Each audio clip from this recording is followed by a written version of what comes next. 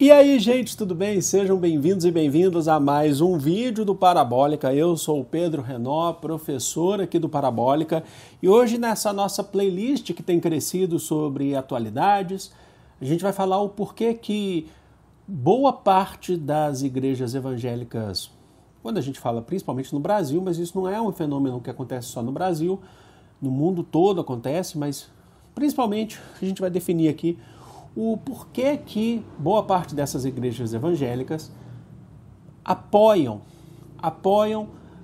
Israel nessas questões dos conflitos atuais e, na verdade, no conflito histórico do século 20 e 21, que dura mais de 75 anos, tá bom? Eu vou explicar aqui para vocês as origens, um pouco desses motivos, e a gente vai passar, inclusive, por algumas leituras, vai ser bem interessante. Então já se inscreve no canal, se ainda não for inscrito, e curte esse vídeo para ajudar o canal a crescer. Tem conteúdo de história, filosofia, história geral, história do Brasil, sociologia, história da arte, geografia e atualidades. É um conteúdo completo para você se preparar para o Enem e demais vestibulares. Vamos lá então começar falando? Olha só, então a gente vê muito desse apoio. É importante também não generalizar, falar que todo evangélico, a gente vê que não é assim que funciona, mas muitos, principalmente fiéis das igrejas neopentecostais que surgiram lá na década de 70. Eu até pretendo fazer um vídeo para você sobre as divisões, né? Eu preciso estudar muito mais sobre isso ainda, mas que surgiram lá na década de 70. Então a gente tem as igrejas neopentecostais, onde a gente vê inclusive esses pastores com um programa de TV, essas igrejas que acabam se tornando grandes templos, e atinge logicamente os fiéis, né? Passa da igreja, o objetivo, quando se defende, é atingir os fiéis dessa ordem, dessa igreja, na verdade, não é uma ordem. Bom, mas vamos lá então. O que a gente tem? Muitos deles defendem uma ideia sem mesmo saber, na verdade, o nome do que se defende, porque vem muito da ideia do que a gente vai chamar de dispensacionalismo. É uma palavra meio estranha. Dispensacionalismo vem de um conceito de administração. O que é o dispensacionalismo? Se eu não me engano, ele surgiu no século XIX, nos Estados Unidos, mas o dispensacionalismo ele atinge, né, o grau aí dessas igrejas. Mesmo sem falar o nome dispensacionalismo, a gente está falando de uma teoria teológica que diz que divide o período histórico, divide o mundo, né, a história em períodos, e períodos onde há um processo de administração de Deus em relação à humanidade. Então, enquanto a humanidade ela está mais se desviando de questões religiosas, divinas, Deus tem uma postura sobre essa humanidade. Em relação a essa humanidade, quando ela está mais próxima, Deus tem uma outra postura. Então, ao longo da história, você tem momentos e momentos, tá? E basicamente é isso que a gente vai falar. Pela questão da escatologia cristã, né, o conceito dos estudos do mundo cristão, a gente consegue chegar num ponto aqui. Mas vamos tentar entender um pouquinho mais sobre o que é esse chamado dispensacionalismo, que vem sobre, entendendo então, que é a questão da administração de Deus sobre a humanidade, Ele vem de uma questão muito importante, que um dos princípios do dispensacionalismo é a interpretação literal dos textos sagrados. Certo? A tradução literal. A gente sabe que existem várias interpretações sobre os textos sagrados, sobre o Antigo Testamento, sobre o Novo Testamento, mas o dispensacionalismo trabalha com a ideia de que o que está escrito no texto sagrado é o que realmente aconteceu, certo? Então, tira margens, mas Deus não quis dizer isso. Não, para o dispensacionalismo quis dizer sim. A ideia que o dispensacionalismo defende é de que Deus, né, através da sua construção, da sua obra, tinha uma linguagem para o entendimento das pessoas. Então, você tem que interpretar de maneira literal. E aí, tudo o que aconteceu, a gente vai chegar na questão de Israel, tá? Tudo o que aconteceu, principalmente ali no Antigo Testamento, na verdade, se concretizou, foi foi definido já pelo Antigo Testamento. Tudo que foi falado no Antigo Testamento se concretizou. Todas as profecias foram concretizadas.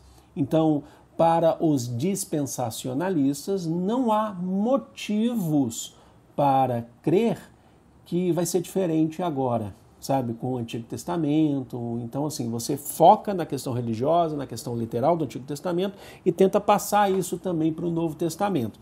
Então, tudo que estava previsto no Antigo Testamento aconteceu. Então, segundo a teoria, a questão teológica do dispensacionalismo. Como, por exemplo, um lar para o povo judeu, certo? Então, como, por exemplo, um lar para o povo judeu. Eu não vou ficar lendo muitos textos, textos sagrados aqui, porque senão fica parecendo uma pregação esse vídeo, né? Mas alguma coisa acho que é importante trazer para vocês, outras citações, algumas só lembranças, como, por exemplo, a questão de Abraão, tá? Então, a gente está lá no livro do Gênesis, né? Do cristianismo, o Antigo Testamento, abre aspas aí. Ora, o Senhor disse a Abraão, Deus disse a Abraão, sai de tua terra e de tua parentela e da casa do teu pai, para a terra que eu te mostrarei, e far-te-ei uma grande nação, e abençoar-te-ei, e engrandecerei o teu nome, e tu serás uma bênção. E abençoarei os que te abençoarem, e amaldiçoarei os que te amaldiçoarem. E em ti serão benditas todas as famílias da terra. Então está falando sobre a questão da ocupação por Abraão da terra de Canaã, não é isso? Assim partiu Abraão como o Senhor lhe tinha dito, e foi Ló com ele. E era Abraão de idade de 75 anos quando saiu de Harã. E tomou Abraão a Sarai, sua mulher, e a Ló, filho de seu irmão. E toda a sua fazenda que haviam adquirido, e as almas que lhe acresceram em Harã. E saíram para irem à terra de Canaã. Então a gente está falando da região Palestina, Israel, atualmente está trabalhando com um contexto mais geral. E vieram à terra de Canaã. E passou Abraão por aquela terra até ao lugar de Siquém, até ao carvalho de Moré, e estavam então os cananeus na terra. E apareceu o Senhor a Abraão e disse, a tua semente darei essa terra. Ele chegou lá e falou, é aqui, tá? Basicamente é isso. E edificou ali um altar ao Senhor que lhe aparecera. E moveu-se dali para a montanha, a banda do oriente de Betel, e armou a tua tenda, tendo Betel ao ocidente e aí ao oriente. E edificou ali um altar ao Senhor e invocou o nome do Senhor. Depois caminhou Abraão dali, seguindo ainda para a banda do sul, até, se eu não me engano, o Egito, tá? Então, o que a gente está falando é que principalmente os evangélicos que acreditam na questão literal desses textos, falam, ó, aconteceu de fato, e por que não aconteceria daqui para frente? Como, por exemplo, aí a gente já passa um pouquinho para frente. Em Atos, né? São a questão dos profetas, a gente tem o famoso episódio bíblico da ascensão de Cristo no Monte das Oliveiras, e a gente tem também o Evangelho de João 14, né, que diz assim, abre aspas aqui, a última vez que eu passo um versículo, agora a gente já está no Novo Testamento, que diz assim, na casa de meu pai há muitos aposentos, se não fosse assim, eu teria dito a vocês, vou preparar lugar para vocês. Quando eu for e preparar lugar, voltarei e os levarei para mim, para que vocês estejam onde eu estiver. Na sequência disso, a gente tem os próprios apóstolos, né, perguntando, mas onde que a gente vai te encontrar? Eu não vou trazer aqui, como eu falei para vocês, que não fica uma leitura bíblica aqui. Eu falo, não, vocês vão saber, né? Bom, e aí o que a gente tem aqui? Boa parte dos cristãos que tem essa questão que eu falei para vocês do dispensacionalismo, mesmo sem saber do que se segue, né, acreditam que estão falando do território da região, de onde você tem hoje Israel, onde você tem hoje a Palestina, certo? Então, se tudo foi literal e aconteceu até então, por que não aconteceria daqui para frente. Só que aí a gente tem um ponto importante, porque há aqui uma unificação equivocada, extremamente equivocada, do que a gente está falando sobre um judaísmo antigo e bíblico para um judaísmo moderno. Sabe quem que vai falar muito disso, inclusive? É a própria Hannah Arendt. A Hannah Arendt lá, as origens do totalitarismo, né, que a gente fala aqui, a gente pode ter muitas críticas à Hannah Arendt, mas ela inclusive fala isso, dessa questão da confusão sobre um judaísmo bíblico e antigo para um judaísmo moderno, tá? Principalmente ela fala quando há perseguição aos judeus a partir do século XIX na Europa. A Hannah Arendt era judia, né? O que a gente tem então é uma confusão por parte, principalmente dessas igrejas, dessas vertentes, sobre esse judaísmo antigo e bíblico para um judaísmo moderno, tá?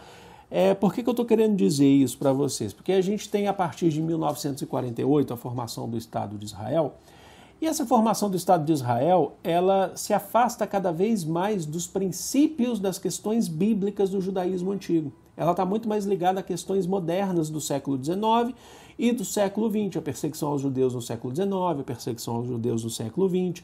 Quando a gente tem aquele escrito, por exemplo, do Theodor Herzl, que eu já falei aqui, acho que é assim que se pronuncia, que é o fundador do sionismo moderno, que ele cria lá e escreve um livro chamado Estado Judeu, falando da necessidade da criação de uma pátria para o povo judeu, certo? Mas desde então é por uma questão de necessidade, inclusive necessidade política, necessidade econômica do povo judeu, e não necessariamente bíblica. Então, os próprios judeus sionistas na formação do Estado de Israel, eles estavam mais afastados dessa questão bíblica do que os próprios evangélicos que defendem essa questão da unificação, dessa mistura bíblica com o judaísmo moderno. E aí o que você tem?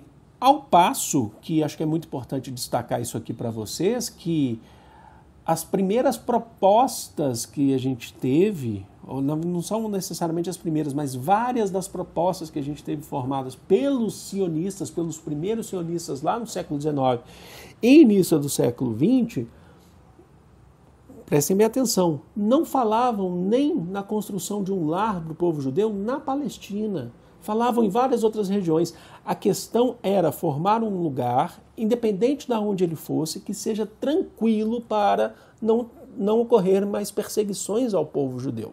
Então, só para dar alguns exemplos para vocês de vários, nós temos dezenas de lugares, mas foi pensado nas margens do rio Niágara, entre a fronteira entre o Canadá e os Estados Unidos, lá no início do século XX.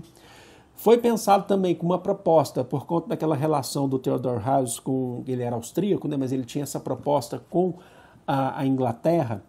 Vamos só lembrar que entre 1919 e 1947 a gente tem um mandato britânico na Palestina. Um pouco antes disso, quando os debates da Inglaterra já pensando sobre a questão, era a questão do colonialismo britânico, inclusive na África e na Ásia. A gente teve pelo Joseph Chamberlain, né, primeiro-ministro britânico na época, lá, se eu não me engano, foi 1903, alguma coisa assim, 1898, 99, a proposta de se criar um lar para o povo judeu na África, em Uganda. Uganda é um país que faz fronteira com a Quênia, está próximo do oceano, está próximo do mar, do litoral leste do continente africano, mas não tem saída para o mar. Não tem, porque ali você tem outros países que bloqueiam a saída.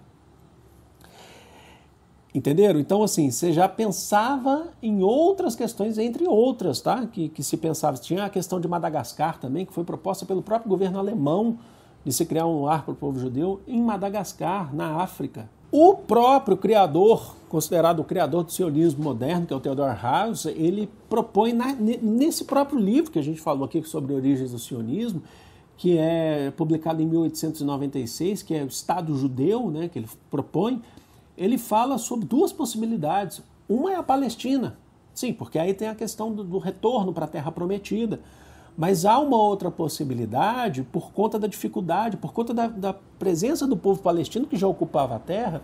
Ele fala de outras possibilidades. A possibilidade que ele levanta são projetos, tá? Um dos projetos é o projeto Andínia, que é justamente formar um lar para o povo judeu na América Andina, principalmente quando a gente falar da Patagônia, entre territórios, entre Argentina e Chile. Inclusive a Argentina hoje tem boa parte do povo judeu espalhado pelo mundo está na Argentina. Esse plano não foi colocado em prática, tá? Isso é importante, apesar de ter muitos judeus na Argentina, ele não foi colocado em prática, mas foi proposto pelo sionismo moderno fazer um lar entre o Chile e a Argentina. A questão é por que se foi para a Palestina? Porque ainda se tinha um componente da questão nacional, formado por muitos delegados, quando a gente teve em 1903 o Congresso da Organização Sionista Mundial.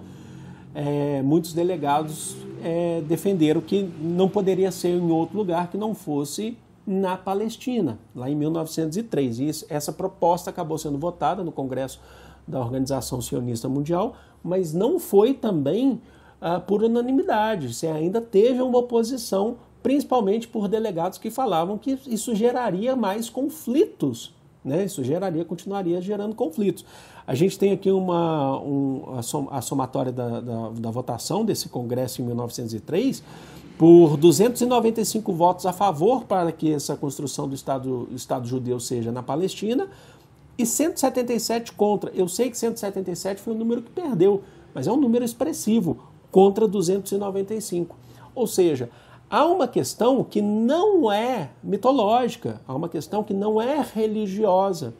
Só que a gente tem a vertente evangélica, as vertentes evangélicas que defendem essa mistura da questão religiosa com a questão política, econômica e social a partir do século XIX, passando pelo século XX inteiro e XXI, que acreditam, inclusive, que é ali que Jesus vai retornar, né? O Jesus voltará, e que o povo judeu antes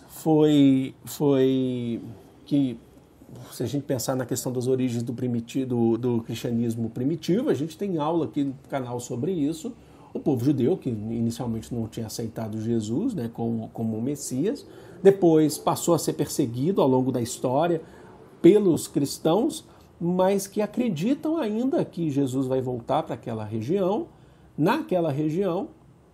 e que há uma saída cristã para o povo judeu. Ou seja, não é que eles estão defendendo o povo judeu, eles acreditam que é ali a região, defende a vitória de Israel em relação às guerras, mas que depois, e se isso acontecendo, no futuro isso acontecendo, o povo judeu se converteria inclusive ao cristianismo, aceitaria Jesus como Messias.